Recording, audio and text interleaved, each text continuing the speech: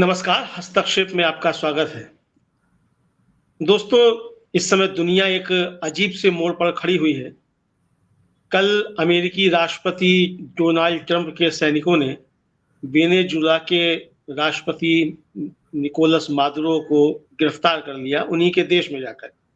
और गिरफ्तार क्या किया कि जमकर वहाँ बम वर्षक विमानों से हमले किए गए और अमेरिकी सैनिकों ने उनको गिरफ्तार करके उठा लिया और न्यूयॉर्क उनको ले आए। ज़ाहिर-सी बात है कि इस पर अमेरिका में एक जश्न का माहौल है, लेकिन पूरी दुनिया में एक खौफ का माहौल है। और खौफ का माहौल पूरी दुनिया में इसलिए है कि क्या एक संप्रभु राष्ट्र के किसी चुने हुए राष्ट्रपति को किसी दूसरे देश की सेना इस तरीके से उठा सकती है?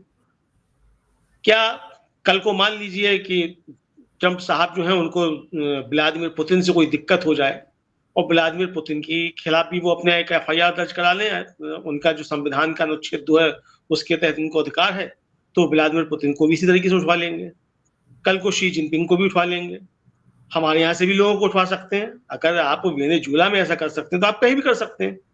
और वहाँ एक सीनेटर हैं, उन्होंने तो बाकायदा कहा है कि हमने पूरी दुनिया को संदेश दे दिया है कि अमेरिका के खिलाफ जो बोलेगा हम उसके साथ ये करेंगे। तो अमेरिका के खिलाफ तो बहुत से लोग बोलते हैं, पूरी दुनिया अमेरिका के खिलाफ बोलती है। अमेरिका की दादागिरी के खिलाफ बोलती है, तो क्या पूरी दुनिया में ही ऐसा करेंगे? इन गंभीर विषयों पर हम लोग चर्चा करेंगे और खास तौर से इस पर भी चर्चा करेंगे कि भारत सरकार की तरफ से अभी तक इस पर कोई प्रतिक्रिया कम से कम हमने नहीं देखी है, किसी और ने देखी हो, किसी हमारे दर्शक ने, तो हमारा ज्ञानवर्धन जरूर करें कि यह प्रतिक्रिया आ गई है। इसी तरीके से जो प्रमुख विपक्षी दल है कांग्रेस, उसकी तरफ से भी इस पर कोई प्रतिक्रिया कम से कम हमने नहीं देखी है। आना चाहिए था। आप अगर बांग्लादेश को लेकर सवाल उठा रहे हैं, आप अगर दूसरे मसलों को लेकर सवाल उठा रहे हैं, तो वेनेजुला में इतनी बड़ी घटना हो गई, तो इस पर कांग्रेस की तरफ से कोई प्रतिक्रिया अभी तक क्यों नहीं आई है? मोदी जी से तमाम मसलों पर सवाल पूछने वाले हैं कि मोदी जी ने ये नहीं किया, फिलीपींस में फिलिस्तीन में ये नहीं किया और गाजा में ये नहीं किया। वेनेजुला पे कांग्रेस क्यों सवाल नहीं पूछ रही है? ये भी बहुत सारे सवाल हैं। इस पर चर्चा करने के लिए हमारे साथ 2 विद्वान जुड़े हुए हैं। प्रोफेसर जया मेहता हैं, अंतर्राष्ट्रीय स्तर की इकोनॉमिस्ट हैं और साउथ ग्लोबल और अंतर्राष्ट्रीय संबंधों पर उनकी बहुत अच्छी पकड़ है। उनसे अभी हम लोग चर्चा करेंगे और हमारे साथ एप्सो के महासचिव और प्रगतिशील लेखक संघ के महासचिव विनीत तिवारी जी भी जुड़े हुए हैं। आप दोनों का स्वागत है। विनीत तिवारी जी अभी थोड़े दिन पहले ही गाजा होकर आए हैं, वहां से लौट कर आए हैं, तो उसकी भी थोड़ी सी हम लोग चर्चा करेंगे।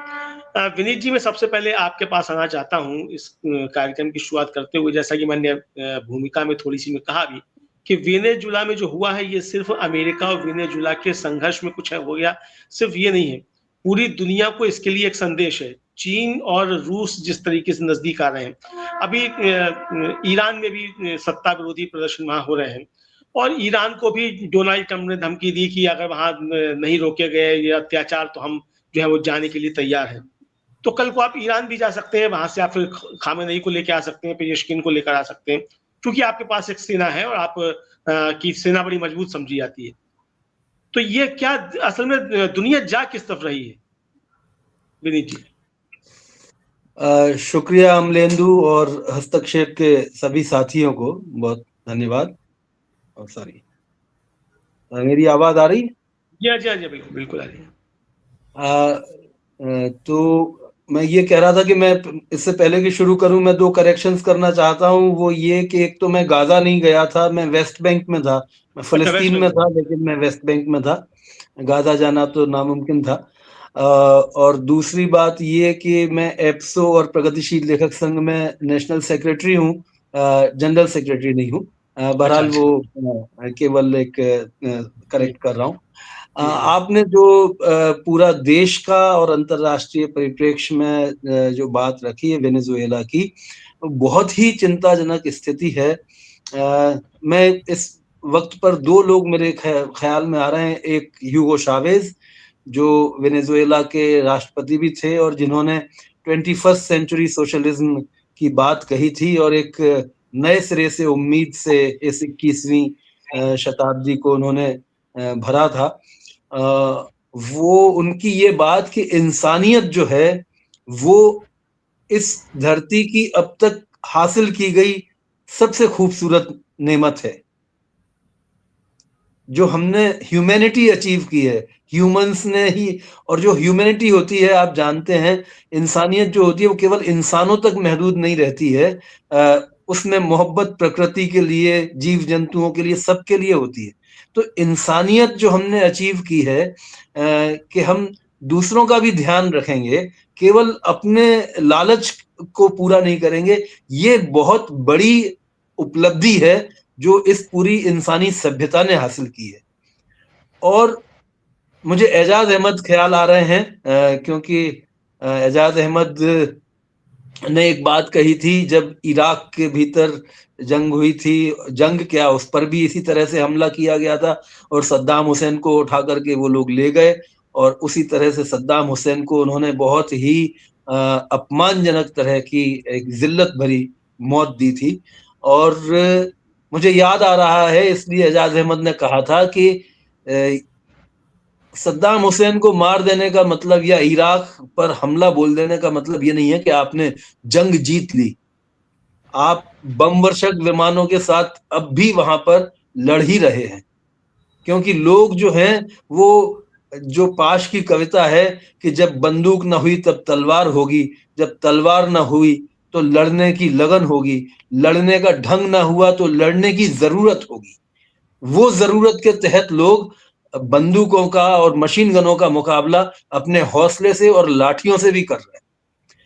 और आपने फलस्तीन का जिक्र किया तो हमको अहद तमीमी की याद आती है कि जिसने उतने इजरायली सैनिक जो इतने फौजी सामान से, असले से भरे हुए खड़े रहते हैं, अपने वजन बराबर वो बारूद अपने लेकर के चलते हैं दूसरों पर हमला करने के लिए, उसे अहद तमीमी 13 बरस की एक बच्ची ने थप्पड़ मार करके अपने हौसले का इजहार किया था।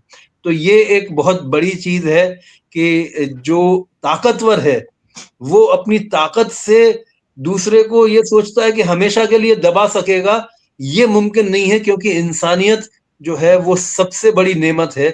और उस इंसानियत में इंसान की गरिमा, आजादी, आजादी जो है वो तो इंसानियत से भी आगे जाती है, क्योंकि आजाद हर कोई रहना चाहता है, परिंदा भी, जानवर भी, और इंसान तो सबसे ज्यादा आजाद रहना चाहता है। तो मैं ये समझता हूं कि जो वेनेजुएला के संदर्भ में हुआ है, ये ताकत का बदनुमा प्रदर्शन और दूसरे के की इंसानियत को उसकी कमजोरी मानना और अपने इज्जत के साथ, अपनी सोवरेनिटी के साथ में जिंदा रहने के अधिकार से दूसरे को वंचित कर देना, क्योंकि आपका लालच ज्यादा बड़ा है।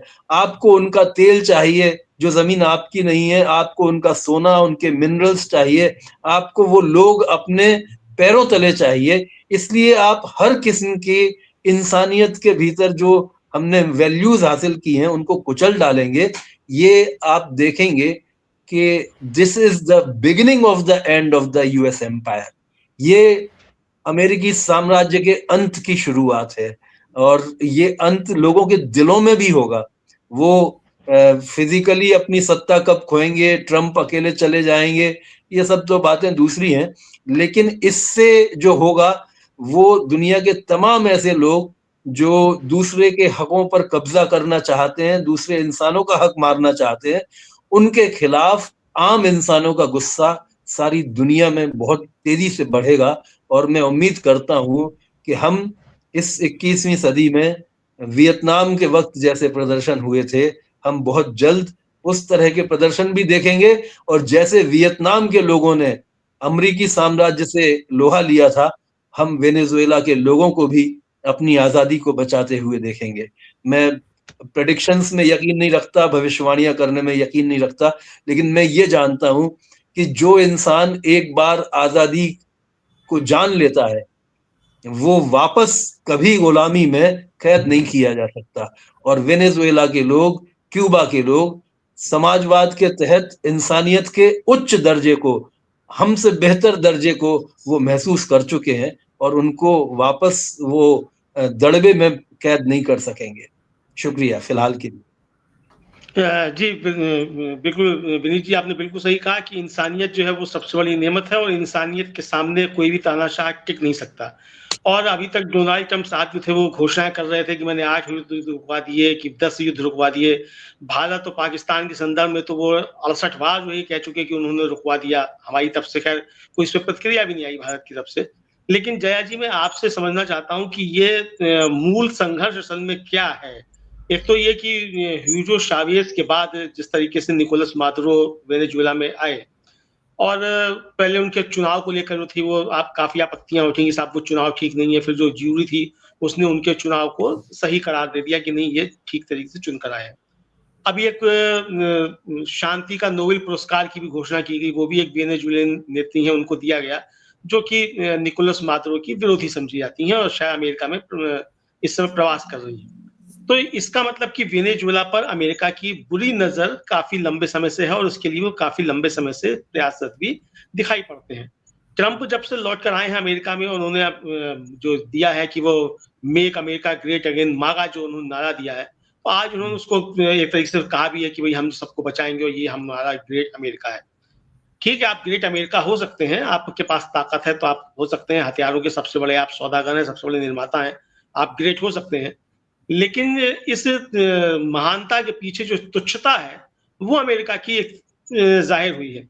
लेकिन चलिए तुच्छता और महानता की अगर बात छोड़ भी दें, तो इसके मूल में क्या है? क्या सिर्फ वहां सत्ता परिवर्तन करना ही उनका लक्ष्य था? जैसा ये आरोप है अमेरिका का कि साहब वो मादुरो जो थे वो ड्रग कार्टेल चला रहे थे। हालांकि एक राष्ट्रपति, एक देश का जो चुनाव हुआ है उसके ऊपर इस तरीके के आरोप बहुत बनते हैं, लेकिन फिर भी अगर मान लिया जाए तो केवल क्या यही एक कारण था, या जैसा विनीत जी ने कहा कि उनका आपको तेल चाहिए, प्राकृतिक संसाधन चाहिए, लड़ाई असली जो है वो तेल और प्राकृतिक संसाधनों की है? जया जी, इतना लंबा आपने खुद ही बोल दिया। अब मैं मुझसे जो प्रश्न पूछा था ये नहीं, एक तो बात मैं, आपने जो शुरुआत की कि वेनेजुएला के ऊपर ये जो हमला हुआ है, ये पूरे यूएन सिस्टम के ऊपर एक बहुत बड़ा प्रहार है, क्योंकि यूनाइटेड नेशंस जो सेकेंड वर्ल्ड वॉर के बाद में बना था, वो इस आशा से, और उस समय एक्चुअली सारे देश आज़ाद भी नहीं हुए थे जब यूनाइटेड नेशंस बना था। उस समय तो बहुत सारे अफ्रीका के देश और एशिया के देश अभी भी गुलाम देश थे, और वो दौर था फ्रीडम स्ट्रगल का। और जो देश अपना फ्रीडम स्ट्रगल करने के बाद में जो कॉलोनियलिज्म से उन लोगों ने छुटकारा पाया, तो उनको ये लगा कि अब वो जो सॉवरेनिटी जो उन्होंने पाई है, वो इस यूनाइटेड नेशंस के स्ट्रक्चर के बीच में कायम रहेगी। और एक्चुअली जब से यूनाइटेड नेशंस बना है तब से ही ऐसा हो नहीं पाया है। मुझे याद आता है कि कॉन्गो के नेता थे पेट्रोस लुमुम्बा 60s में। बेल्जियम का गुलाम देश था कॉन्गो, और जब उन्होंने आज़ादी पाई और खुद वो प्रेसिडेंट बने, तो बेल्जियम के लोगों ने आकर के उनको पकड़ के मार डाला। और उस समय जब उन्होंने यूनाइटेड नेशंस से मदद मांगी तो तब भी उन्हें मदद नहीं मिली थी, 1960 की बात है। और अभी बात हुई सद्दाम हुसैन की, आप बात कर सकते हैं गद्दाफी की, आप बात कर सकते हैं और अफ्रीका के देशों की, जहाँ पे कि डायरेक्ट अटैक करके कॉलोनियल कंट्रीज ने अभी भी अपना हक बना के रखा है। और यूनाइटेड नेशंस के सेक्रेटरी जनरल ने वेनेजुएला के अटैक के बाद में बयान दिया है कि ये यूनाइटेड नेशंस के सारे अधिकारों के खिलाफ काम हुआ है, लॉ के खिलाफ काम हुआ है, लेकिन इससे ज्यादा उनकी कोई ताकत ही नहीं है। जब वो गए गाजा में और उन्होंने कहा कि ये गलत हो रहा है, तो नेतन्याहू ने उनको भगा दिया इजराइल से बाहर। और मतलब आप यूनाइटेड नेशंस की कोई श्रद्धा इतने दिनों में रही ही नहीं है। तो ये जिस तरह से चीजें बढ़ती जा रही हैं, ये क्लियर है कि जो संविधान बनाया गया था सेकेंड वर्ल्ड वॉर के बाद में, और ये कहा गया था कि देश आपस में इस तरह से रहेंगे, वो यदि अब कायम करने में यूनाइटेड नेशंस सक्षम नहीं है, तो जरूरी है कि इसमें बड़ा बदलाव आए। पहली बात। दूसरी, आपने मुझसे पूछा कि वेनेजुएला में मादुरो का जो कुछ भी स्टेट था, वो स्टेट क्या था और क्या अमेरिका को अधिकार था कि उस स्टेट के ऊपर इस तरीके से हमला करे। तो वो तो मतलब आपने, सारी दुनिया ही कह रही है कि स्टेट चाहे कैसा भी हो, यूनाइटेड नेशंस के लॉ के अंदर एक देश दूसरे देश पे हमला कर ही नहीं सकता। दूसरी बात यह है कि ये तो जब ट्रम्प पहली बार आए थे तब भी मैंने ये डायरेक्ट जिस तरीके से सत्ता परिवर्तन हुआ है उन देशों के नाम गिनाए, लेकिन इनडायरेक्ट तरीके से रिजीम चेंज करना अमेरिका का एक सतत कार्य रहा है जो CIA के थ्रू करते रहे हैं। अफगानिस्तान का नाम मैं भूल गई।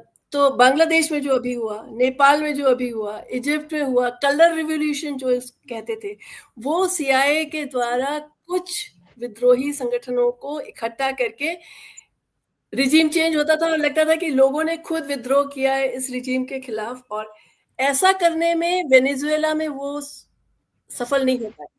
पहली बार जब आए थे तब उन्होंने ट्राई किया था कि एक प्रेसिडेंट दूसरा बन गया और इतने विद्रोही हैं तो वो अपने आप रिजीम चेंज हो सके, वो कर नहीं पाए। तो यदि वो अपने आप रिजीम चेंज कर नहीं पाए तो जाहिर है कि मदुरो के स्टेट की इतनी पॉपुलैरिटी तो थी और इतनी ताकत तो थी कि इंटरनल विद्रोह के द्वारा वो रिजीम चेंज करने में सक्षम नहीं हो पाए, जिनको मचादो को जो उन्होंने अभी नोबेल पीस प्राइज दिया है।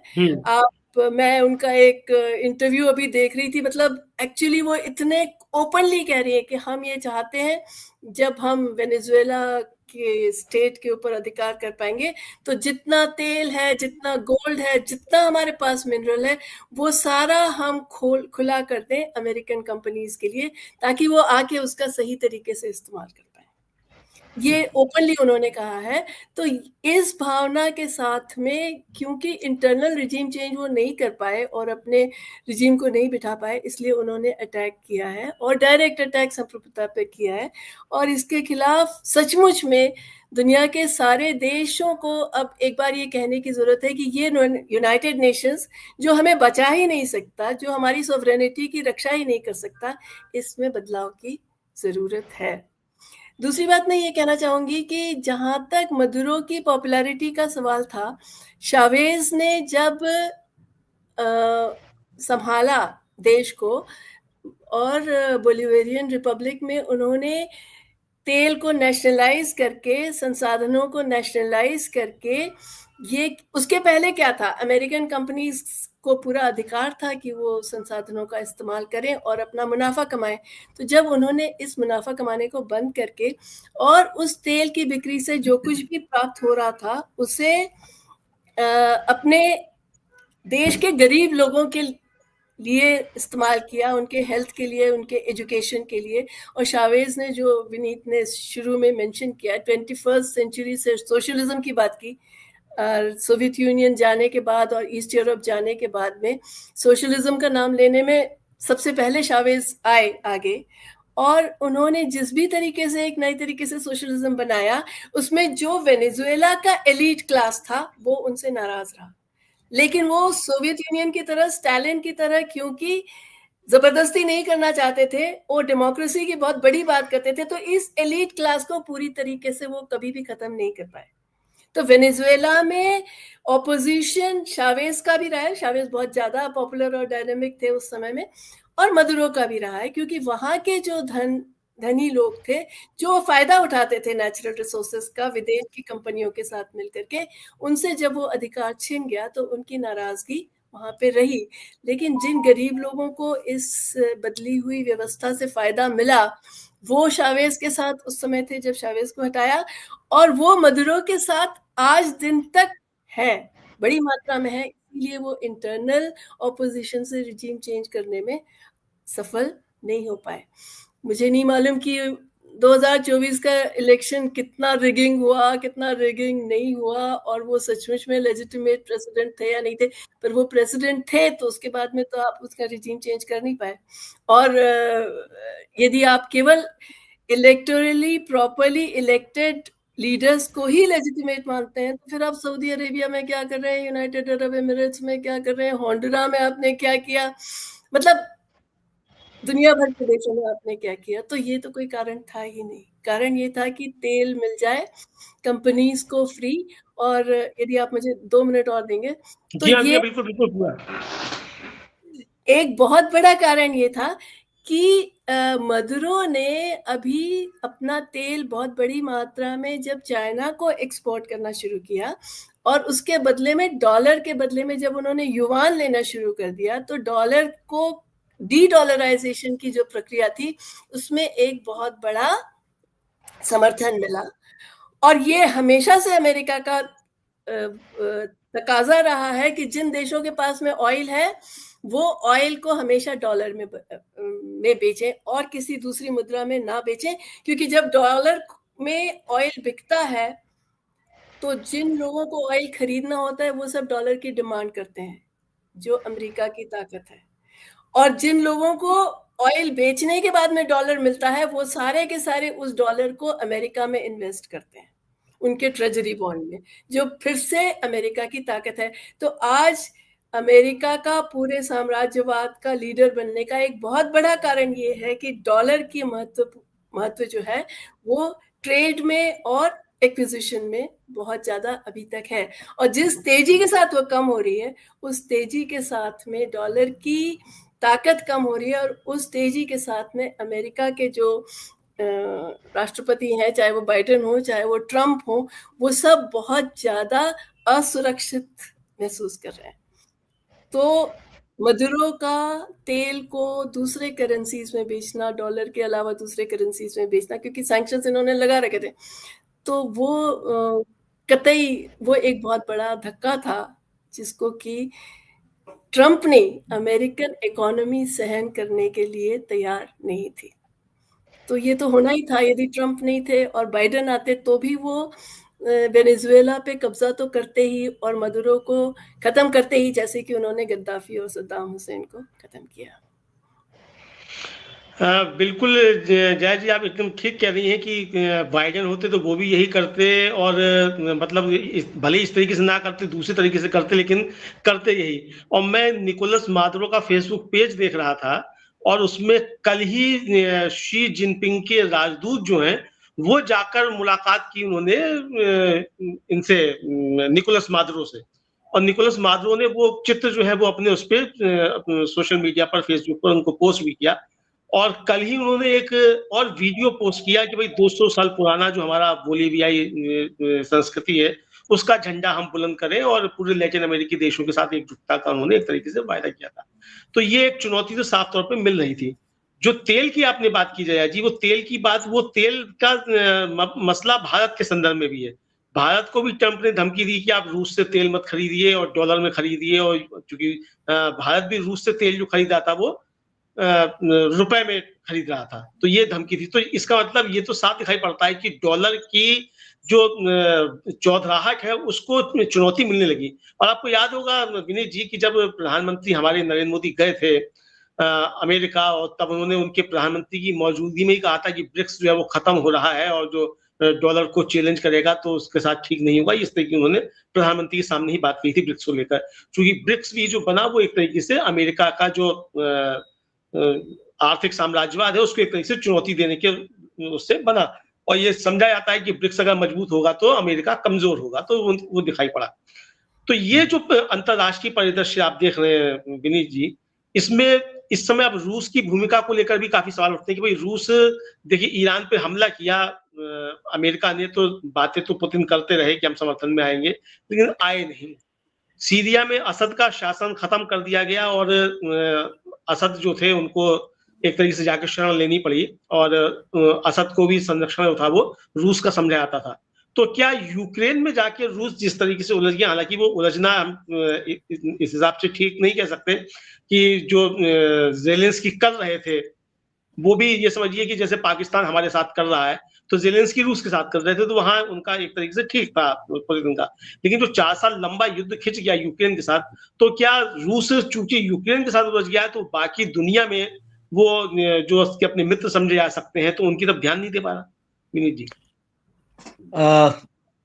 देखिए अमलेंदु, ये सब तो हम लोग एक फॉरेन पॉलिसीज को लेकर के या इंटरनेशनल इक्वेशंस जो चेंज हो रही हैं, जो समीकरण बदल रहे हैं, इनके पीछे वजह क्या है ये हम लोग कयास लगा सकते हैं। एक कयास ये भी है कि गाजा में जिस तेजी से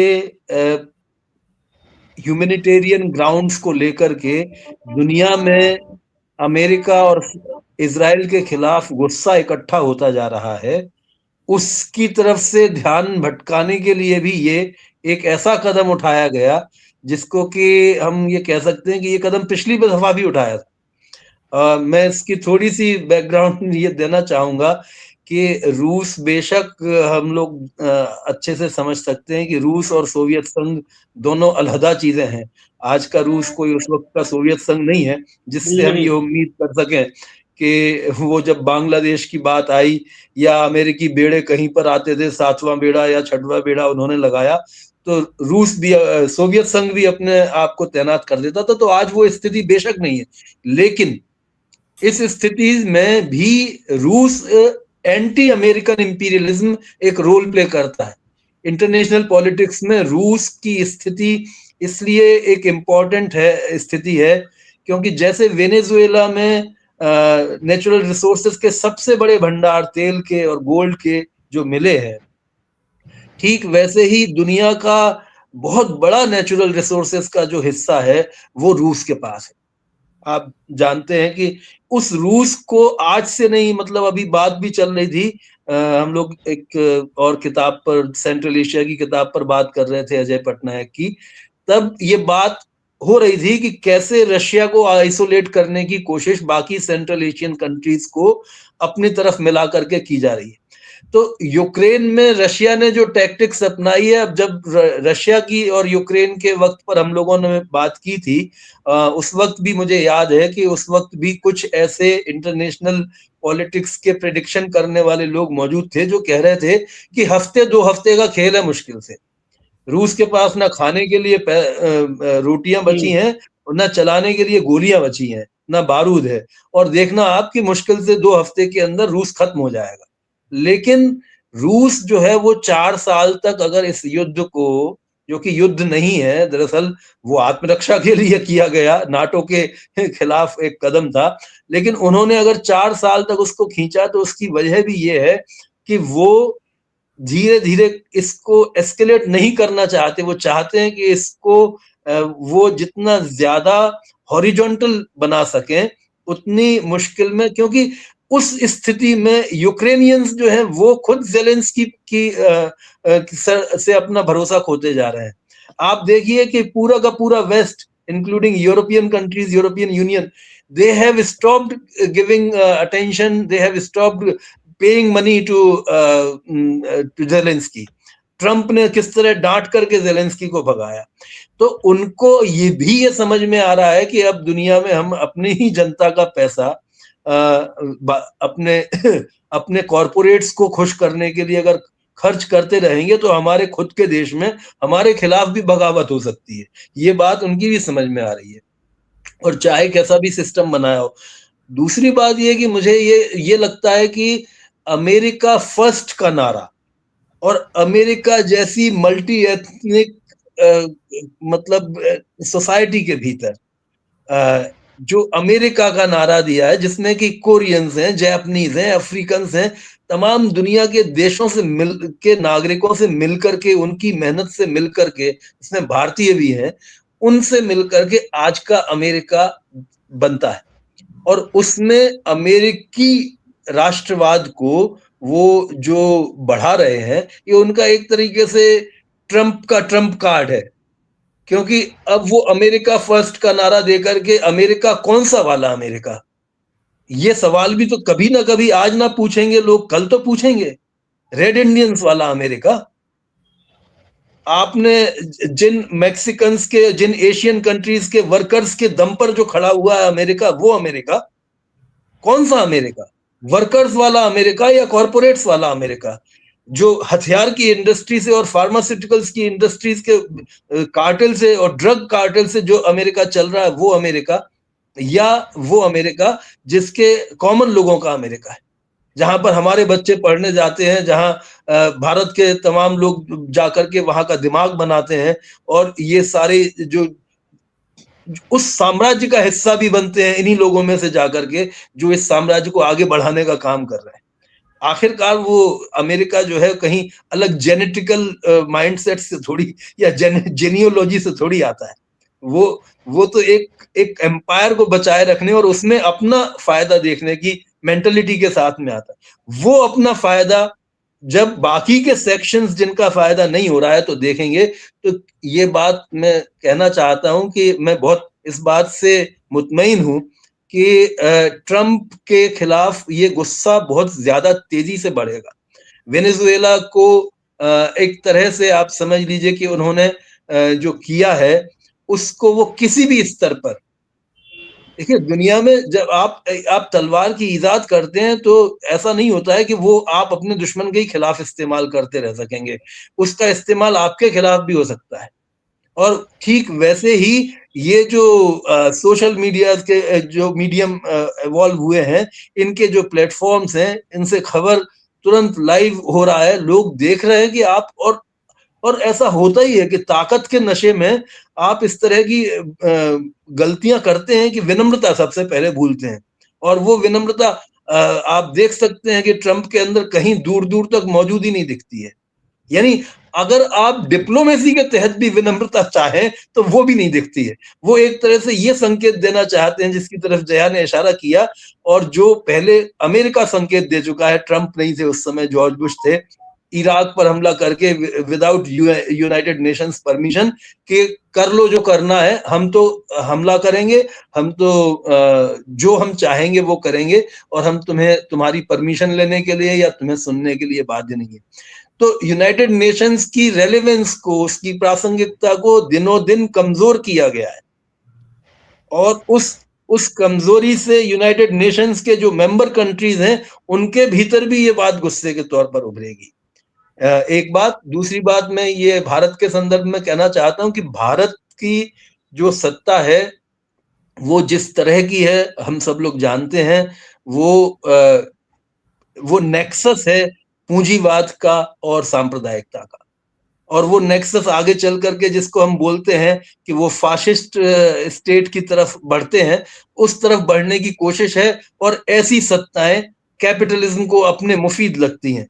कल वो खुद उनके गले की घंटी बन जाए वो बात अलग है, लेकिन अभी के वक्त में उनके लिए वो मुफीद लगती हैं, क्योंकि लोगों का ध्येय भटका रहता है और इस आड़ में चंद लोगों के हाथ में बाकी सब लोगों की पूंजी इकट्ठी होती रह सकती है, जो कैपिटलिज्म का मुख्य ध्येय होता है। और इसलिए हमारी जो मतलब ये आप सोचिए कि क्या क्या कॉन्ट्राडिक्शन है कि एक तरफ ब्रिक्स के हम संस्थापकों में से एक हैं, और दूसरी तरफ हम ब्रिक्स की सबसे कमजोर कड़ी आज की तारीख में बने, जबकि चेयरमैनशिप 2026 में भारत के हाथ में है। लेकिन भारत ब्रिक्स को असर्ट करने के मामले में सबसे ज्यादा कमजोर है, क्योंकि वो दो नावों की सवारी करना चाहता है।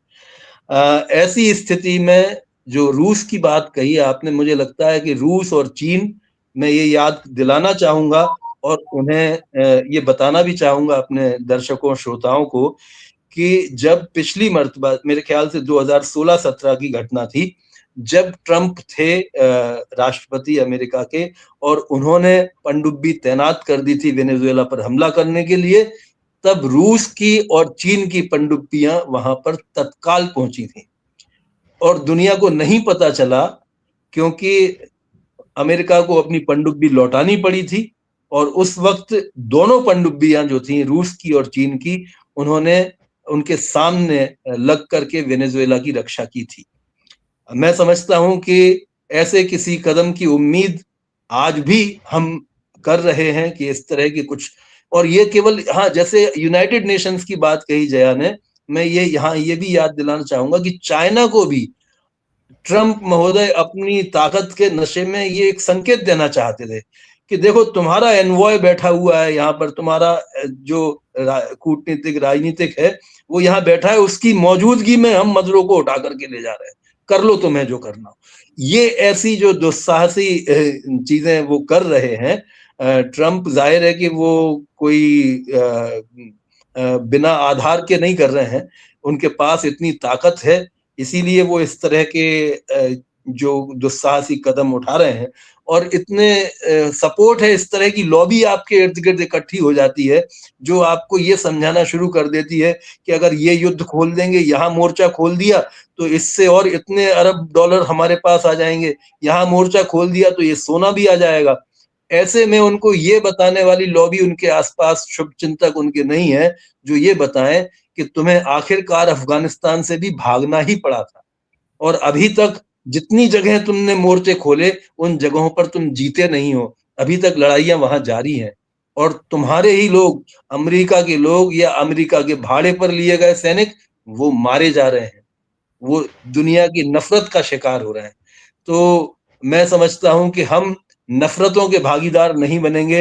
हमारी विदेश नीति जो नेहरू के समय से चली आ रही थी, जिसमें हम 91 से ही आघात लगता हुआ, दरारें पड़ती हुई देख रहे हैं, वो अभी भी एक स्टैंड लेगी, और कोशिश करेंगे कि हम सच्चाई के साथ में और इंसाफ के साथ में और इंसानियत के साथ में खड़े हों।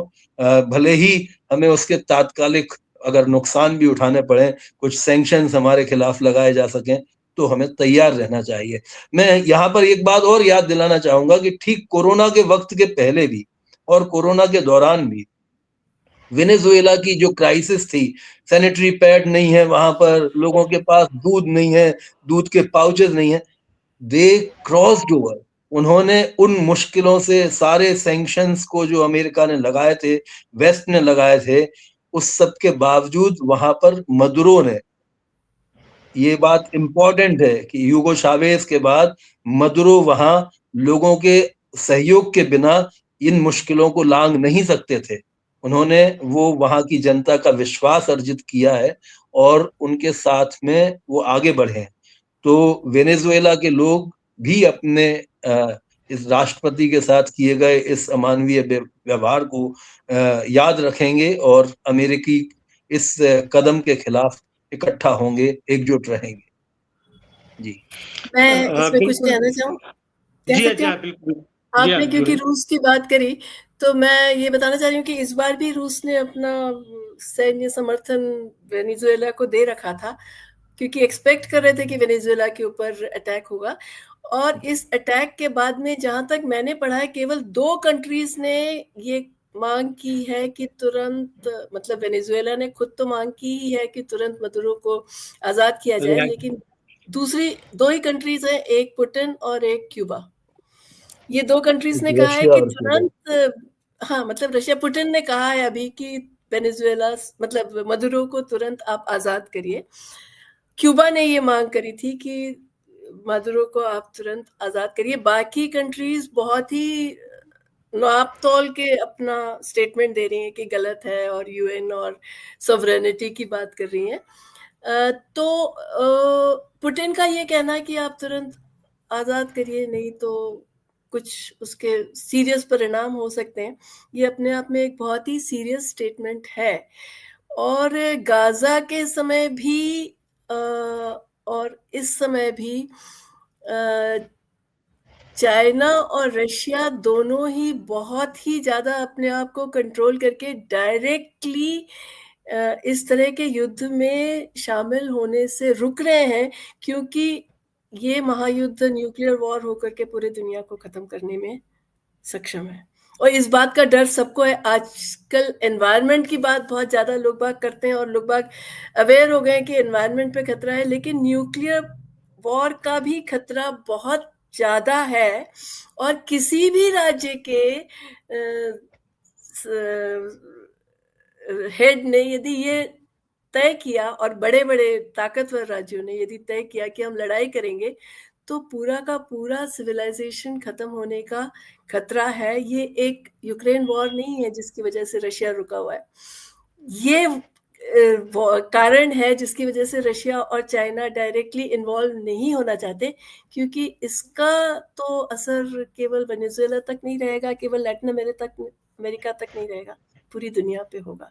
तो इस बात को ध्यान में रखना पड़ेगा। इसलिए इसका सोल्यूशन चाइना और रशिया के युद्ध में शामिल होने से नहीं मिल सकता। इसका सोल्यूशन हर देश के हेड को और हर देश की जनता को विद्रोह करके, वेनेजुएला का सपोर्ट करके ही मिल सकता है।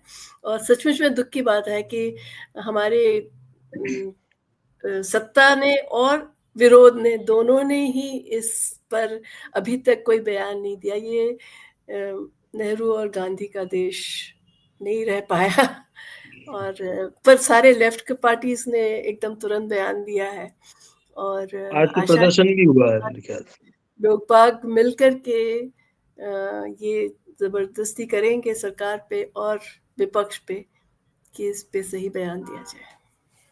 तो यही जया जी, आपसे ही फिर अब सवाल एक और पूछता हूँ, जैसे आपने भी इस मतलब कहा और विनीत जी ने भी कहा कि भाई जो परिस्थितियां बनती हैं वो विश्व युद्ध की भी बन सकती हैं, और यूएन को लेकर आपने ही सबसे पहले सवाल उठाया कि भाई यूएन नाम की संस्था है तो वो कमजोर क्यों हो रही है। अभी इजराइल ने अपने एक कानून पास कर दिया कि वो जो यूएन की संस्था है UNRWA, जो फिलिस्तीन में काम करती है रात का, उस पर पाबंदी लगाने का लेकर, और वहां यूएन के अस्पतालों पर भी हमले किए इजराइल ने, और इतना ज्यादा है कि जो यूएन के महासचिव है एंटोनियो गुटेरस, उनको लेकर व्यक्तिगत टिप्पणियां इजराइल की तरफ से की गई। तो ऐसे में यूएन की भूमिका पर भी सवाल तो उठते हैं, लेकिन सवाल फिर वही है कि सवाल उठाने से केवल काम नहीं चलेगा, यूएन को मजबूत करने की आवश्यकता है कि भाई यूएन जिस काम के लिए बना था वो काम करे। तो आखिर इसका क्या रास्ता निकले जया जी कि यूएन की तरीके से काम करे, और काम ही ना करे बल्कि जो दुनिया में चीजें हो रही हैं, जो संघर्ष की स्थितियां बन रही हैं, क्योंकि बिल्कुल सही है आपने जो कहा कि अगर अब कोई युद्ध होगा तो वो निश्चित तौर पर परमाणु युद्ध की तरफ बढ़ेगा और दुनिया फिर खत्म हो जाएगी। तो दुनिया के ऊपर जो खतरा मंडरा रहा है, उस खतरे से मंडराने जो है उसको रोकने के लिए यूएन की भूमिका महत्वपूर्ण हो जाती है। तो आखिर क्या किया जाए?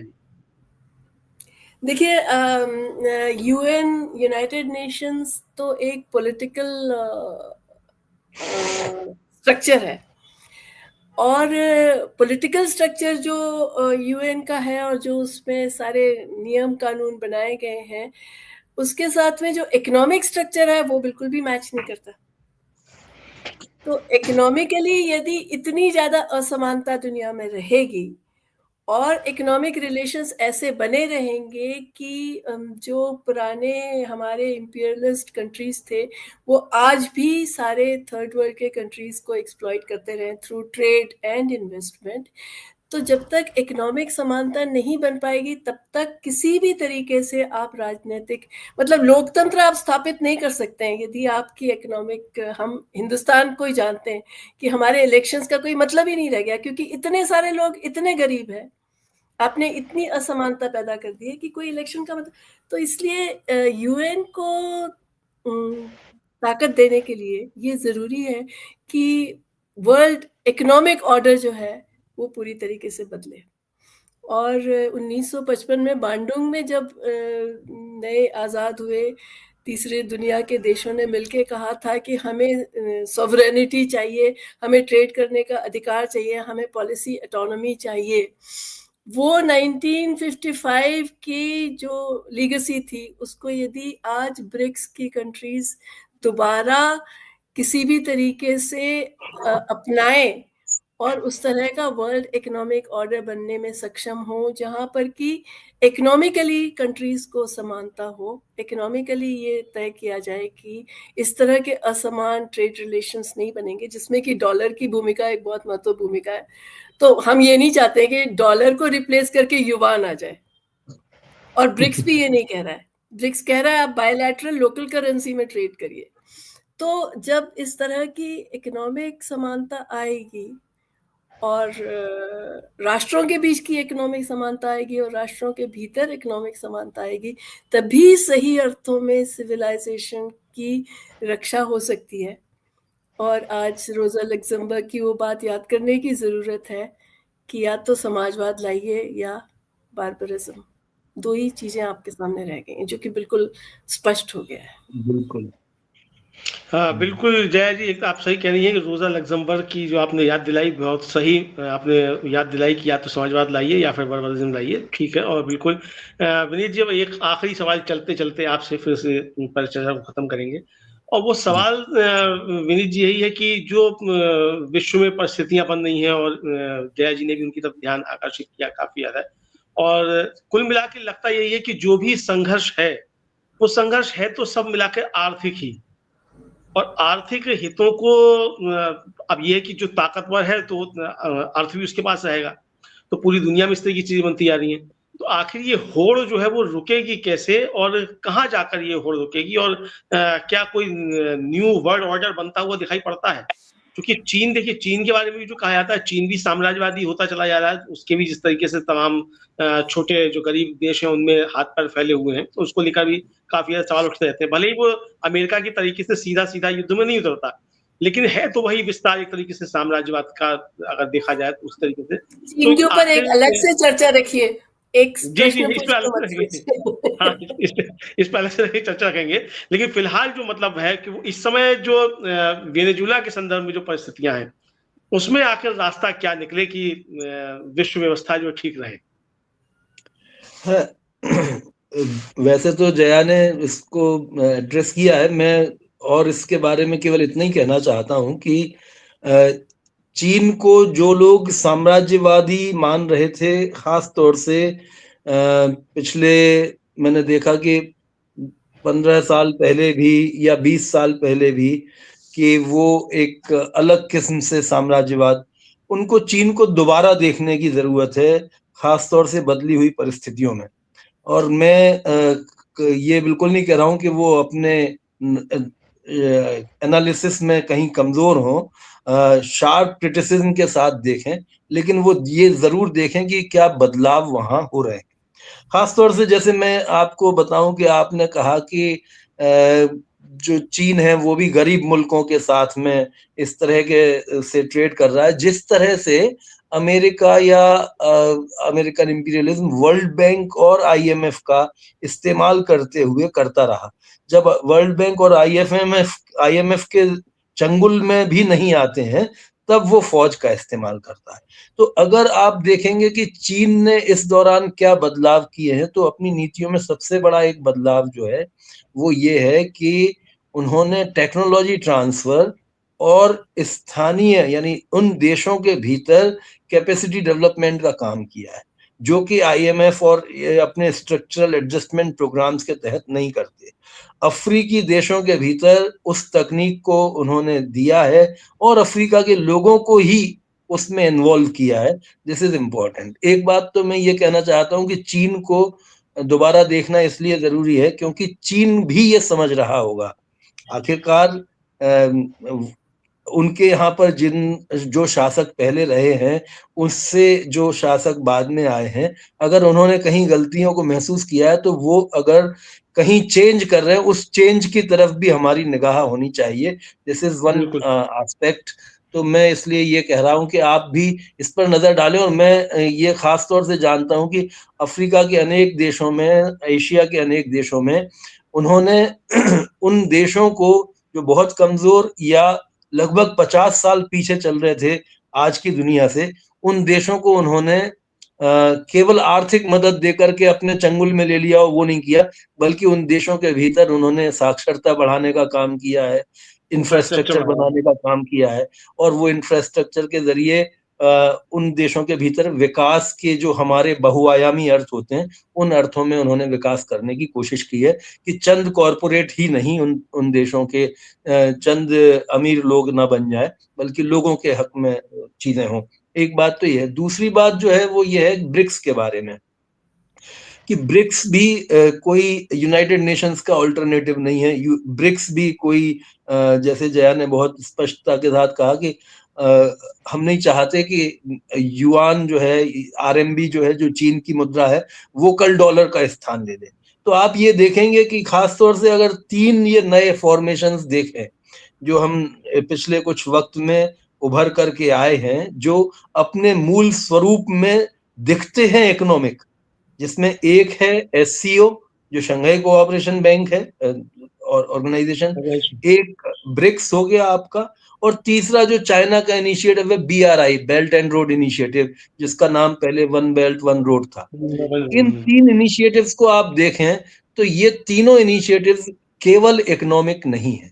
This is not merely economics, this is integral with the political economy. And what you are suggesting कि वर्ल्ड इकोनॉमिक ऑर्डर के अंदर जो तब्दीली है वो आपको अगर दिखती है तो वो यहाँ से दिखती है। ये तो मेरी एक तरफ की बात हुई, उम्मीद की बात है, और हम देखेंगे कि उम्मीदें हमारी कहाँ तक कायम रख पाते हैं ये ऑर्गेनाइजेशंस, या इन ऑर्गेनाइजेशंस पर भी मोनार्क्स का कब्जा हो जाता है, या इन ऑर्गेनाइजेशंस पर भी authoritarian, totalitarian, anti people regimes कायम कब्जा कर लेती हैं, वो एक अलग बात है। लेकिन ये हमें, ये 3 जो ऑर्गेनाइजेशंस हैं, ये फिलहाल एक चैलेंज है। एक तरफा जो अपना अश्वमेध का घोड़ा दौड़ाया जा रहा था, अमेरिकन इंपीरियलिज्म, उसके सामने ये एक चुनौती, एक बाधा प्रस्तुत करते हैं, और ये बाधा जनता को केंद्र में रखते हुए खड़ी की जाने वाली बाधा है। इसलिए मैं इनको एक पॉजिटिव नजर से देखता हूँ और इनसे उम्मीद रखता हूँ। लेकिन जो दूसरी बात मैं कह रहा हूं, वो वो मेरी जिस बात से मैंने शुरू किया था उस बात पर आता हूं कि इंसानियत जो है वो हमारा अब तक का सबसे बड़ा हासिल है। और मैं समझता हूं कि अभी तक हम लोग इस मामले में अपने आप को यथार्थवादी कहें, उम्मीद अफजा कहें, ख्वाब देखने वाले कहें, जो भी कहें, लेकिन अभी तक फिलिस्तीन दुनिया में है। अभी तक फिलिस्तीन का नाम और निशान दुनिया से नहीं मिटाया जा सका, नक्शे से नहीं मिटाया जा सका है, लोगों के दिलों से नहीं मिटाया जा सका है। This is one important thing. तो आप जंग कर सकते हैं, लेकिन जंग जीतना आपके अधिकार में नहीं होता है। और जीतने का मतलब केवल जमीन पर कब्जा कर लेना नहीं होता है। जीतने का मतलब होता है कि जब आपके साथ वो लोग भी हों। वो जीत जबरदस्ती हासिल नहीं की जा सकती, वो इज्जत जबरदस्ती हासिल नहीं की जा सकती। और जैसे मैंने फिलिस्तीन का नाम लिया, क्योंकि इस वक्त हौसलों का सबसे बड़ा एक प्रतीक है फिलिस्तीन, वैसे ही क्यूबा, जो इतना छोटा देश है और उसके पास वेनेजुएला की तरह के संसाधन भी नहीं है, लेकिन फिर भी वो मौजूद है, वो इस दुनिया में मौजूद है, हमारे लिए उम्मीद की तरह है, हमारे लिए फिनिक्स के रोशन पक्षी की तरह है, वो हमारे लिए प्रतिरोध की एक जरूरत की तरह से मौजूद है। तो मैं ये समझता हूं कि इन्होंने जो किया है वो जिसको कहते हैं कि अपने ताप में ही और ज्यादा उलझेंगे, ये मैं उम्मीद करता हूं कि दुनिया के सामने इन्होंने अपने आप को, अपनी बेशर्मी को, अपने ताकत के भौंडे दिखावे को, और जब पूंजी बहुत ज्यादा आपके लालच का और आपके व्यक्तित्व का हिस्सा बन जाती है, तो जो भौंडापन, अमानवीयता आपको घेर लेती है, उस अमानवीयता को इन्होंने प्रदर्शित किया है वेनेजुएला पर जो कार्रवाई है। और मैं समझता हूं अधिकतर लोग दुनिया में इंसानियत पसंद लोग हैं। अधिकतर लोग दुनिया में, जो चाहे जंगलों में रह रहे हों, चाहे वो कंक्रीट के जंगलों में रह रहे हों, वो अमन पसंद है।